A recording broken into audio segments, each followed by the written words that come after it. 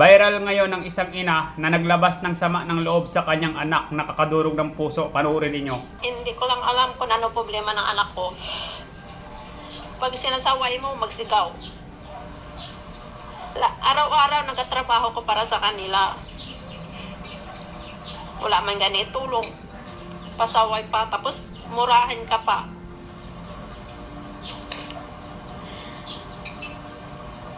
Parang baso nga, mula maliit, pinalaki mo na maayos. Parang baso nga, hindi mabasag.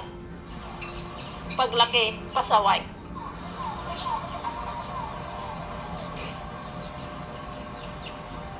Buong hapon, nakaiga. Wala naman itulong. Utusan mo, sigawan ka pa. Para ikaw ang anak na gasunod sa... Para ikaw ang anak na gasunod sa kanila. Di ba dapat ang anak susunod sa magulang? Nakakaya sana guys, i-vlog mo yung anak mo. Pero hindi ko kaya. Wala akong kausap. Wala talaga kausap. Sabihin ko guys, punta tayo sa simbahan. Ayaw niya. Kasi tuwing Domingo, nagasimba kami. Yung dumating na sa bahay, wala na siya lumayas. Tapos tawagan mo, sabi niya sa'yo, bahala kayo sa buhay niyo. Sabi ko sa kanya, sana magbagong buhay ka. Ang ginikanan, hindi kaya pahamak ang anak. Purong anak, kaya nila itakbo lang magulang. Wala talaga ako kausap ko yun guys. Totoo talaga yan. Kaya real talk lang sa mga anak, no? Ha? Maawa naman kayo sa mga magulang ninyo. Magkaroon kayo ng utang na loob sa mga magulang ninyo. Dahil kung wala sila, wala kayo dito sa mundong ito. Ilagay ninyo yan sa mga utak ninyong malabnaw at higit sa lahat, ha? Mahalin ninyo yung mga magulang ninyo.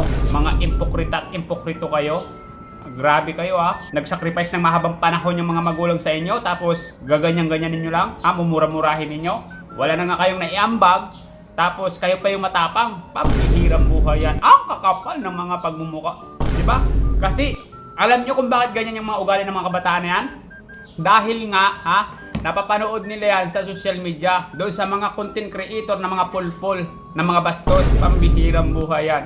Real talk yan, mindset pa. Kaya doon sa mga anak, magkaroon kayo ng pagmamahal sa magulang. Dahil kung wala sila, wala kayo dito sa mundong ito. Pambihirang buhay yan. Tapos sasabihin nyo, kasalanan ba namin na inanak kami? Pambihirang buhay yan. Ang kakapal ng mga pagmumukha ninyo. Diba? Sa totoo lang, hindi kayo mabubuhay dito sa mundong ito kung hindi kayo inalagaan ng mga magulang ninyo. Yan ang ilagay ninyo sa mga utak ninyong malalabnaw. Pambihirang buhay yan.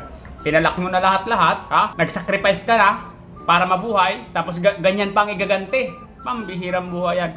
Kabastusan ang igaganti sa magulang. Mga walang hiya, mga walang mudo, mga walang delikadisa sa kanilang mga sarili. Pambihirang buhay yan. Diba? Nakakagalit lang na nagrereklamo sa kanyang anak. Diba? Pambihirang buhay yan. Pero anong iginanti sa kanya? Kawalang hiyaan. Pambihirang buhay yan.